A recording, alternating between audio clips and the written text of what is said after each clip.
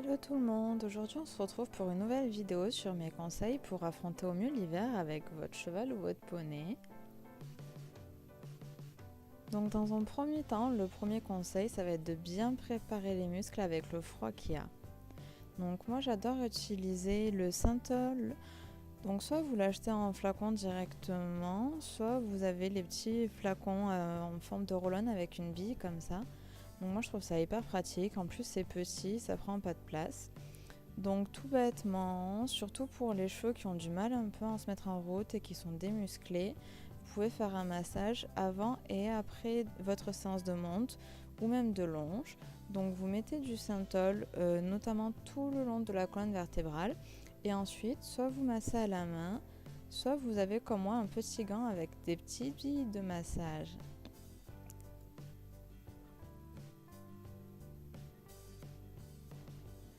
Ensuite, le second conseil que je peux vous donner, c'est de limiter un maximum les écarts de température.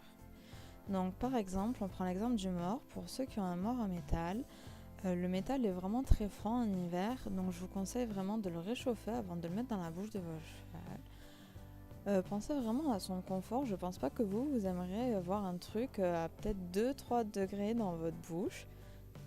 Donc soit vous avez à disposition de l'eau chaude dans vos écuries, dans ce cas vous rincez le mors à l'eau chaude juste avant de le présenter à votre cheval.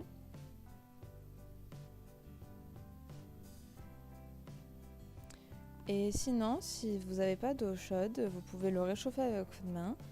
Donc là, il faut frotter, prendre son mal en patient. Et sinon, moi des fois je le prends dans la main et je souffle dessus. Donc ça prend un petit peu de temps à faire, mais il faut vraiment penser à son cheval quand même. Ensuite, pour les personnes qui ont des chevaux avec des couvertures, je vous conseille vraiment de ne pas juste retirer la couverture dès que vous récupérez votre cheval au pré ou au box. Parce que pensez que la couverture lui tient chaud et que sous la couverture, il a fait moins de poils. Donc moi, dans un premier temps, quand je l'amène au box pour la préparer, j'enlève sa grosse couverture de près. Et après, vous allez voir que je vais lui mettre une couverture en polaire.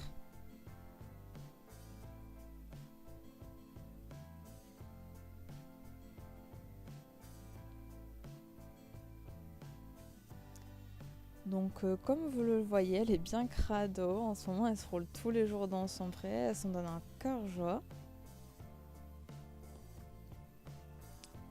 Donc voilà, ensuite je lui mets sa petite couverture polaire. Ça évite qu'elle ait froid. Et ça va l'habituer à la séance qu'on va faire après. Donc voilà, après je passe dans le manège, que ce soit une montée à pied ou en longe, c'est toujours pareil. Je lui laisse la couverture en début de séance, le temps de l'échauffer un petit peu après. Et après, une fois qu'elle est chauffée, j'enlève la couverture pour l'air et on continue la séance. Donc ce jour-là, c'était une petite séance de longe. Et bien sûr, à la fin de la séance, je remets la petite polaire parce qu'elle n'est plus en activité. Du coup, elle va se refroidir. Et une fois de retour au box, j'enlève la polaire et ensuite je vais remettre sa couverture pour le pré.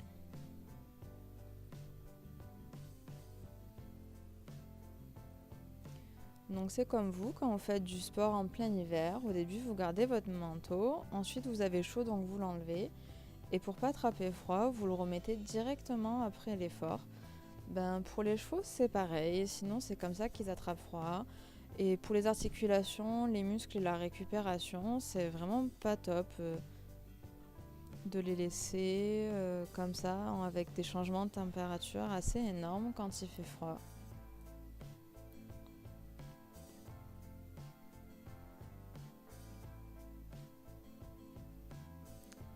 Bon là voilà, hein, je mets une couverture, je vais pas vous expliquer comment c'est.